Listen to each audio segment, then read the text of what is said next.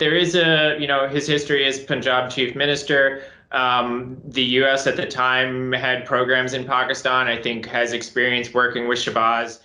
बतौर वजीर आला पंजाब उनकी एक तारीख है। इस वक्त अमेरिका के पाकिस्तान में कई प्रोग्राम्स चल रहे थे, तो शहबाज के साथ किसी हद तक वजीर आला के किरदार में काम करने का अमेरिका को तजर्बा है। मेरे ख्याल में उन्हें आमतौर पर एक बासलाहियत मैनेजर समझा जाता है। इसके साथ ही मैं समझता हूँ कि इस वक्त ख्वाह वो शहबाज हो या कोई और, पाकिस्तान की सियासी सूरत हाल बहुत गैर यकीनी दिखाई देती है। आप जानते हैं कि नई हुकूमत बहुत ही कम अक्सरियत से आई है और काफी गैर यकीनी सूरत हाल है कि यहाँ से मामला कहाँ जाता है और नए इंतखाबात से पहले ये हुकूमत कब तक रहेगी वगैरह। अमेरिका ने कहा है कि वो पाकिस्तान में किसी भी रहनुमा के साथ काम करने के लिए तैयार है।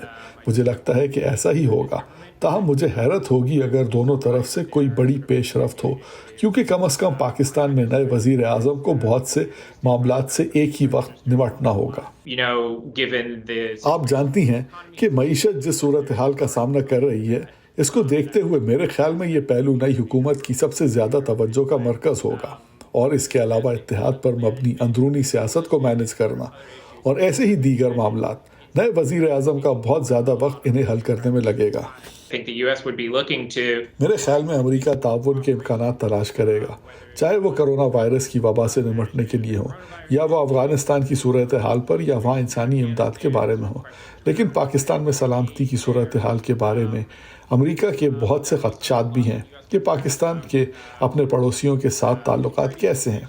कर्ज किस हद तक पाकिस्तान और अमेरिका बाहमी ताउन के इम्कानात तलाश कर सकते हैं।